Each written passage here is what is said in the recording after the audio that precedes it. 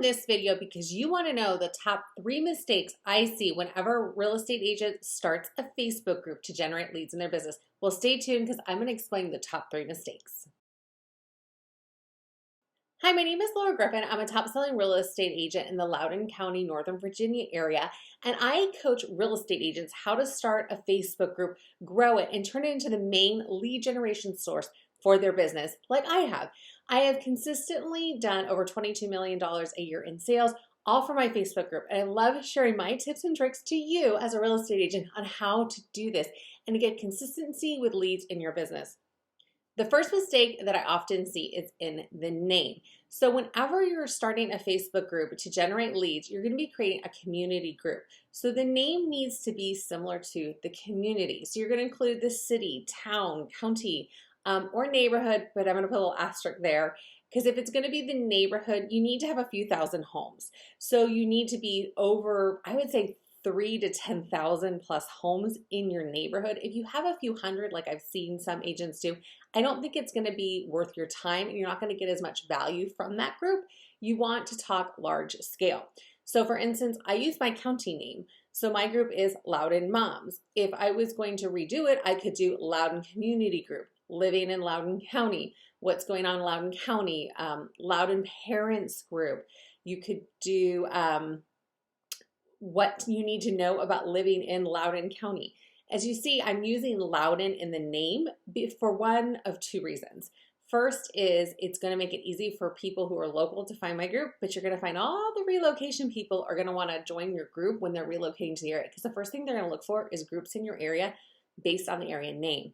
Keep in mind that when you're picking out the name for your group, you want to do a little bit of research. So you're going to want to see if anybody else is using your name. If they are, you don't really want to use that name for your group. I was helping another real estate agent who was down in Florida. We were looking at the group name that she wanted to use, and there was 10 other groups with the same name. And there was a few hundred, few thousand people in each of these groups. They weren't very large. And so I said, don't use that name. Let's come up with something else that's a little more unique. But also keep in mind that if you're going to use something that's a little bit different, don't pick something that nobody knows. So I was talking to another real estate agent and someone had already taken their county name and that's what they wanted to use for their group.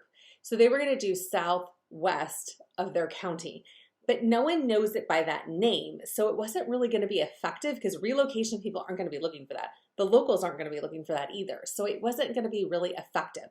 So make sure your name has your location in it and make sure that no one else has that group because you don't want to have a ton of groups with the same name.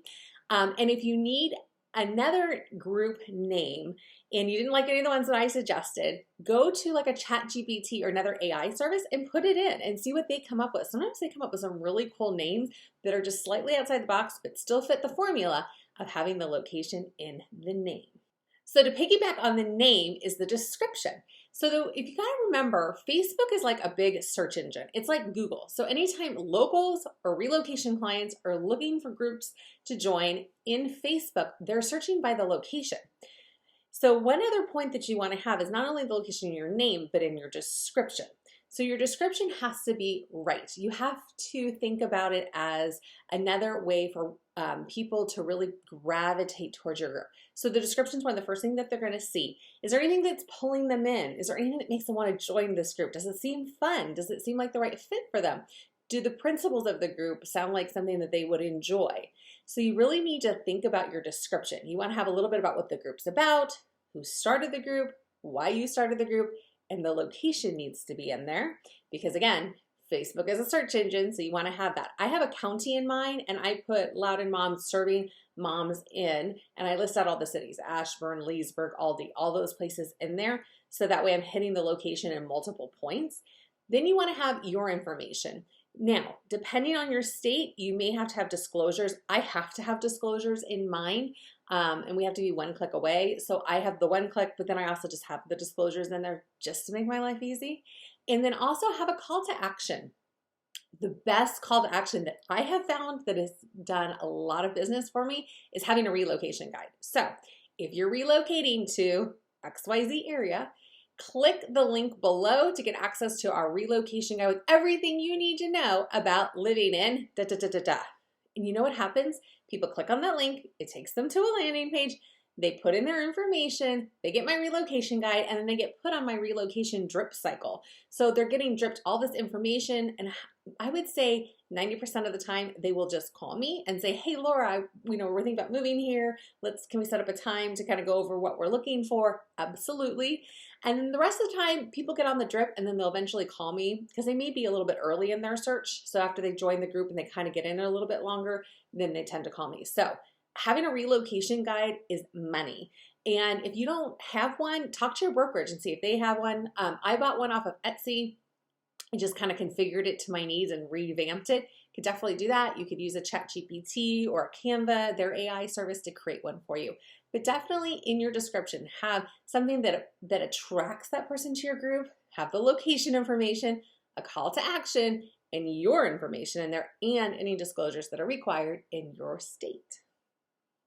And that brings me to our third mistake. So often when I'm auditing Facebook groups, I look at the content and they say, my group isn't performing, people aren't joining, I'm not getting a lot of engagement. And I go, okay, let's look at the content, because obviously there is something that is missing from this puzzle. And so often what I see is sales posts. So it's, look at this house I just listed. Are you thinking about buying a house? Are you thinking about renting a house? Look at this house I listed. Look, I'm going to an open house this weekend. Nobody wants to be sold to. Remember, the purpose of the group is that it's a community group. Do people want to be sold to all the time? No. And do you like to be sold to all the time? No. You don't want to walk onto a car lot and have the salesman just throwing stuff at you. It's kind of the same way, right? You just kind of want to feel you out and kind of see what's going on in the group and participate. They don't want to be sold to. But there's ways that you can be salesy without being salesy and let them know that you're a real estate agent. And you just have to weave that in. So often with your content plan, it is like the food pyramid. When I was a kid, we learned the food pyramid, right? At the bottom is, was grains and different vegetables and meat and dairy and the sugar and the sweets were at the top, right? You need to think about that as your content plan. You're going to be heavy on community. So what are the best parks in your area? What are the best pizza parlors? What are the best ice cream places? What's a new pizza parlor that might be opening, and take your kids there and share it? What are some community events coming up? Every Friday I do a community event post with what's going on the weekend, because so many times that's the biggest question that I get in my group. Or what's a new maybe doctor's office that opened up, or maybe you interview a different business and promote that in your group so you have a little bit of video content. But remember, you're going to lead with community, and that is going to be your main thing. And the sales real estate posts are going to be like the top of your pyramid, where it's like the sugar and the sweets. You're going to just sprinkle it in a little bit. You also want to have fun posts that boost engagement and feed the Facebook algorithm. Yes, you're going to need to feed the Facebook algorithm. So do posts that are real quick, people love to engage with. It's really just like a mindless thing. Drop a gift and how your morning went, because everybody loves to drop their favorite gift, because I will say 9 times out of 10, everyone's morning is a train wreck, just like yours is. Or what are you doing for the holidays? Is Thanksgiving or Christmas coming up, 4th of July, Easter, Halloween? Where's your favorite trick-or-treating place? Or what did your kids dress up for Halloween as far as their costumes? So put little posts that are just really quick and people can comment. Another post that I like to do that hits the sales, but it's still a real quick one and people don't really know what you're doing, is what's the one thing that you could change about your home today? Post in the comments below. People will always post things, and it's a great way to data mine your group to find people who are thinking about buying or selling and have a conversation started in their head. So do those kinds of posts. There's tons of different posts you can post, but you need to feed the Facebook algorithm, and you need to do it weekly, because as you're feeding that algorithm, it's pushing your group to more people to join, number one. And number two, it's pushing your group in front of the people that have already joined your group. So they consistently are seeing the content and going, oh yeah, I joined this group. So that way, when they are thinking about buying or selling, they think of you, because maybe they're seeing your other posts where you're being salesy but not being salesy. So you got to feed the algorithm. Gift posts are great. Don't do branded like stagnant posts. Those don't really do well. Sometimes a good post that I like to do is you can do how you've got the heart, the thumbs up, the happy face, the face, all those things at the bottom.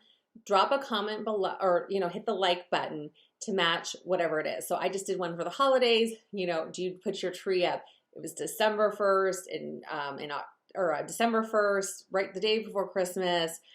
Thanksgiving. I think the other one was like in October or something. And so, the heart matched up to the different timeline. And that was a gold mine. We had over 1,200 people comment on that post, with just hitting the different like buttons, and it fed the algorithm, and Facebook really likes it.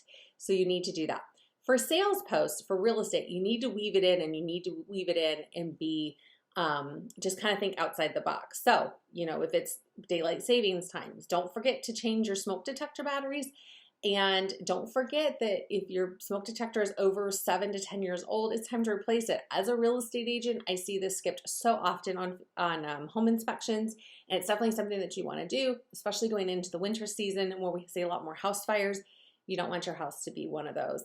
So make sure that you check your smoke detector batteries, and or make sure that your smoke detector is still valid and not expired. Little posts like that where you're weaving in that you're a real estate agent but not screaming, "I have a house for sale," is key. And it's going to build the community and build your know, like, and trust factor within your community. So let's break down the 3 mistakes.